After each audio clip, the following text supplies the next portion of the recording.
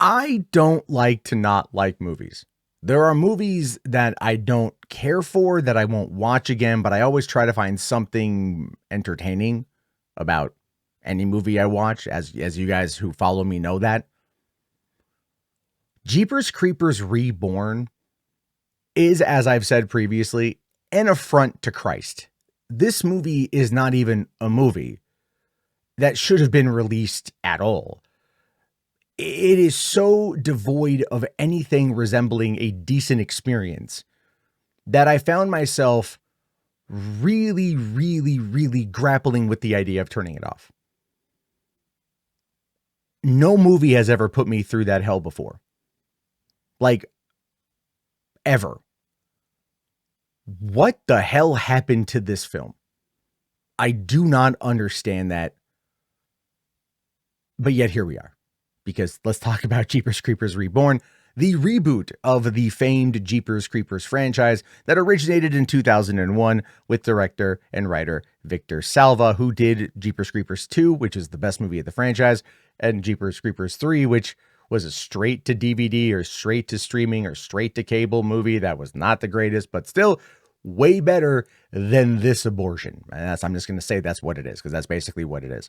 And again, I hate to be so mean because so many people worked on the movie and they were probably trying to make a good film, but I don't know what happened here. So if you're wondering why Victor Salva wasn't involved in this movie, well, that's because of what happened with Jeepers Creepers 3. I mean, well, no, actually, it's what happened when he got charged with child dad stuff back in 1988 while he was directing his first movie, Clown House. And ever since then, he has had a bit of a career, but it's never been anything that could have been as big as it was because of the stigma of what he did, which is not something that can be forgiven.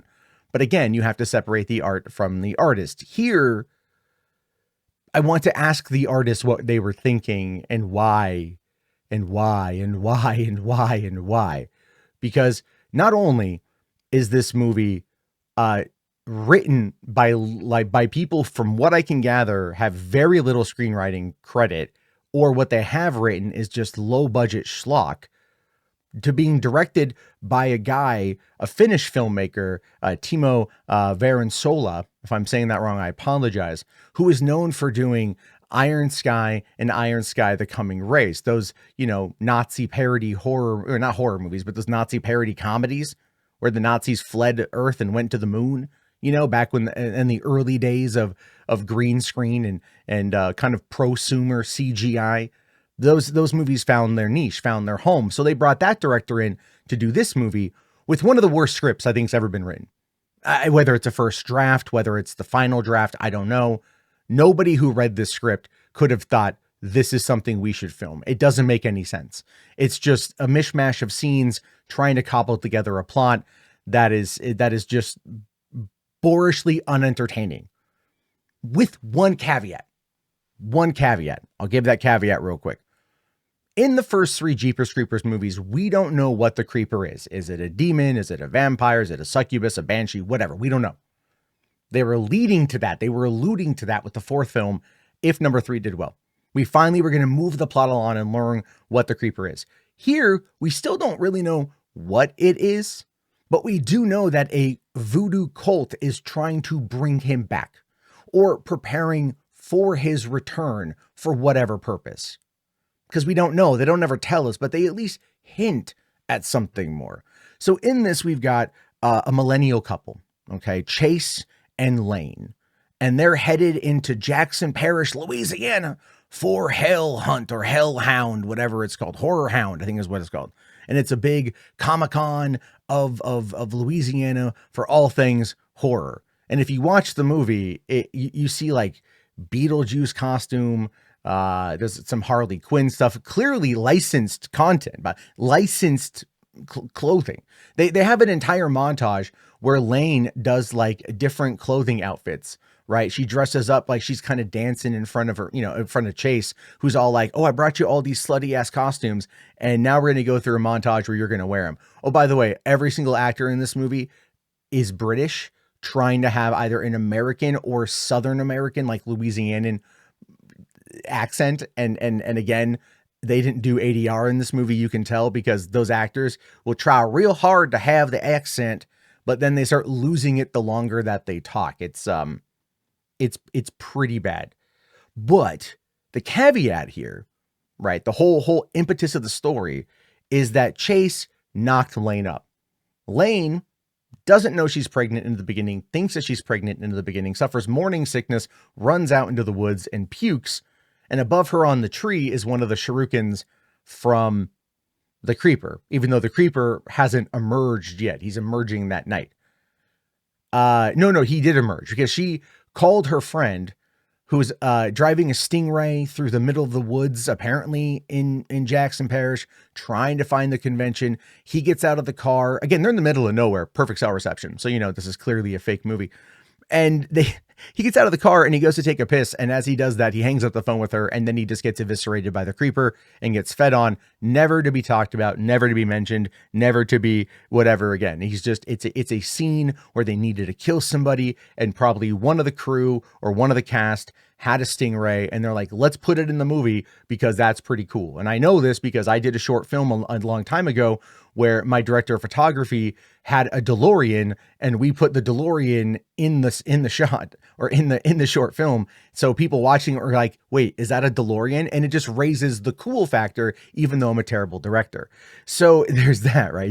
You can do that sometimes, but having a Stingray in a movie like this with a guy who he's a preppy, prissy kind of guy, he wouldn't be driving a Stingray. It just doesn't make any sense. But anyway, he's dead, the first kill of the movie.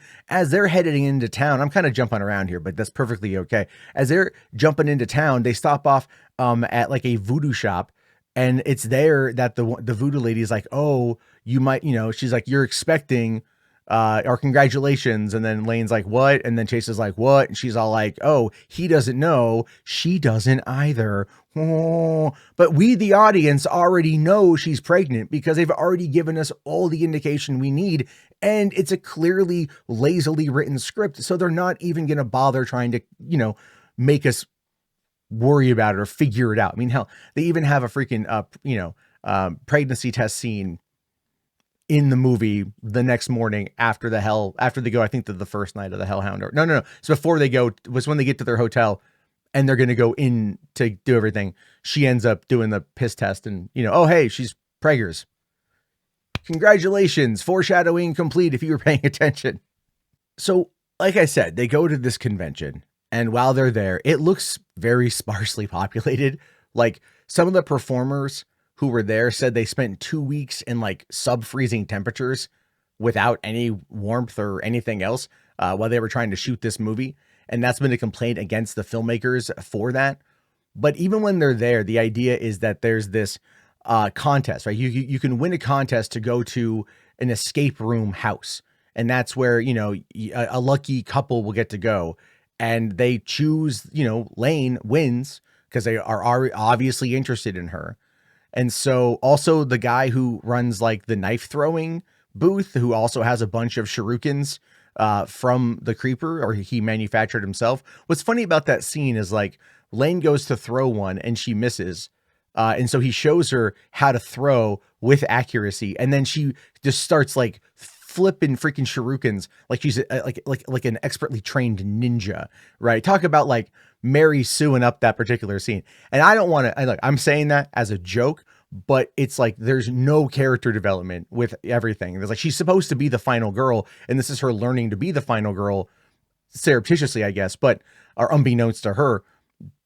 It didn't go. It was like, okay, it's just foreshadowing again for like later on in the movie, and you could totally see it coming. But then they get to the house and they have an influencer with their cameraman who they're there to like, document it. You've got the knife throwing guy, and then you've got the producer of the influencer, and then you've got the Lane and Chase. And one by one, they start getting picked off. First off, it's like the creeper just eviscerates the cameraman who gets lost in a cemetery. By the way, let me talk about this for a second. If you've ever wanted to film in a cemetery, if you've ever wanted to film in a real life environment that would be creepy and atmospheric and actually add to the production value of the movie, you would go out and you would find a cemetery. If you're shooting this movie in England, where there are a lot of cemeteries, as there are practically anywhere else, you would go out and you would do this, or you would find a way to get a good prop person to build you, a set decorator to build you a very cheap looking cemetery out of styrofoam that you can use that will look better than what they did with this. They shot this on green screen. All of the exterior shots of the house, of the cemetery, were all done green screen. Horrible, horrible green screen. And I'm a big proponent of CG, of like the volume that Disney and Lucasfilm uses. I love all that stuff. This was bad. This was so bad that like, it's like there, what in the butt? Like, huh? Like you just, no, you don't do that. I can't stress how bad it is. I just can't stress how bad it is. Look up a clip of it on YouTube. I'm not going to show it here because I don't want to get copyright struck, which is why I don't show assets in these things, because it's more of a podcast. But anyway, homie gets killed. They get into the house, you know, like, one by one, they start dying. You know, cameraman gets fucking pegged to a wall. Influencer girl, gets clubbed in the head by, the creeper. And the whole time Lane is having these visions of the cult wanting her baby. Hence why you see, over on the poster there, you got the cradle. They want her baby for some reason, for the creeper to eat a child, to eat a newborn. I don't know. They don't tell you. They kind of hint at it with everything that they show, but they don't actually tell you what's going on. And the creeper himself, no shade to the actor, man. He worked with what he got. But like, not only was like his hat made of like electrical tape, his coat was terrible. The makeup design was terrible. It was nowhere near as intimidating as the last movie. And even the guy who was the creeper in the first 3 films didn't shoot this role because they shot overseas and they shot during COVID, and he did not want to go. And honestly, good for him. He dodged a bullet. Although, to be fair, he would have at least had some kind of intimidating presence and would have at least had something from the original productions that could have maybe influenced how bad this thing got. Just how bad it got, because it was just so bad. And so as the movie gets to its climax, and as they're getting ready to fight the creeper, they come up with a plan. And the plan is to lure the creeper outside and then drop a like wind vane on him. That's a big spike, impale him, just like we saw in the second movie. So they go outside into this green screen front porch. Lane lures the creeper out. She then pulls out some shurikens and ninja stars him in the eyes, blinding him. As he's trying to swing himself around, up on top, they push off the wind vane and it stabs him. But now come all of these crows, one of which is an albino crow that gets a whole bunch of like second unit shot screen time, although it's all CG. There's actually a symbolism with the white crow that's meant to be like what goes around comes around, is like the symbolism of that thing. I had to look that up, to be honest with you. I had to do some research on this movie, and that's what I read. I'm like, oh, that's kind of fascinating. Maybe if you would have put that in the movie as something that they would have read, the white crow symbolizes karma or something, right? It just, something would have at least made it interesting to know why it's there, rather than like, why is there this albino crow that's all CG, just looking very judgingly at the whole situation. Very judgy. You know, I'm getting a lot of freaking grandmother's guilt by looking at this sucker. Anyway, the knife throwing guy falls off the roof, lands, dies. Chase gets injured, but comes on down. And as the creeper is penetrated, as he is stabbed and spiked into the ground, the crows come and feast on him. They feast on him. They eat him. He was murdered by crows, which is, you know, ironic because a whole bunch of crows is called murder. Then, you know, they leave, right? They get the hell out of there. And then it cuts to the end and the creeper gets reborn once again. That's the movie. In a nutshell. I'm missing a few things, but that's largely the movie. There's nothing there in the film that's like remotely fascinating. There's just nothing there. Learning about the making of the movie is probably more fascinating than anything else. And here's why. So they couldn't get the original truck from the first 2 films, or the first 3 films. Learning about the movie is far more fascinating than watching it, and here's why. They couldn't get the original truck from the first 3 films, so, because there's like only 2 in existence, and like they weren't going to ship them overseas because they shot this in England, so they decided to just rebuild it. Yay, great, okay, whatever. They couldn't get the infamous horn sound that was in the first three films. And the reason why they couldn't get the horn sound is because the musical composer, a name escapes me right now, he actually came up with that. He owns that, and he wouldn't give it to them to use because, he's friends with Victor Salva, clearly showcasing that Salva was yeeted off of his own property by whomever owns the property rights, whether that's American Zoetrope. I don't know if they sold it off. Myriad Pictures or Myriad Films is the one that brought this out. They've done a lot of just like straight to DVD nonsense or things you would never really have heard of. This was, I don't know, meant to be like their big whatever and whatever. I don't know. The movie is just like, it feels like a comedy of errors. Like I don't believe they set out to make this bad of a movie. I really don't believe that. I truly believe that they set out to make a movie that is somewhat going to expand the mythos, be leaner on the budget, utilize computer graphics in a way that might be scary, but not in a 2022 sense, maybe like in a 2006 sense. Like the visual effects in the Silent Hill movie from 2006 the dancing babies are still better than this movie. Those are at least freaky. Here, it's just weird. I do like the aspect of the cult, of everything and that, because for me, that like, because it's in like Jackson Parish, Louisiana, it feels very Lovecraftian. It feels like the cult of Cthulhu. It feels like it's kind of trying to talk about that from that perspective, trying to build out the mythos. I mean, like, what if the creeper was the angel of death? What if the creeper was going to open up the dark portal to the underworld and release a hell on earth? Like, what if the creeper was going to do something, anything remotely interesting, rather than just wake up and feed 23 days every 23 years, and that's that? I mean, if that is the idea of what the creeper is, I guess that's largely okay, because that would at least give it, like, it's his motivations. His motivations is it's just the apex predator doing what the apex predator does. It's like the xenomorph in Alien.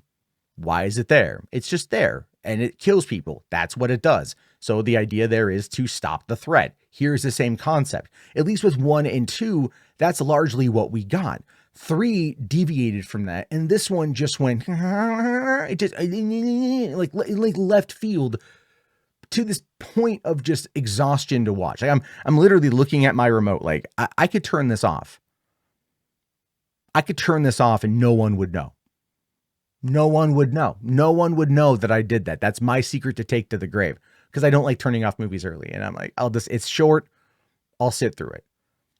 But here to me is the most interesting thing. It shows you like the producers and like them not really caring. What was the most iconic part about the first movie?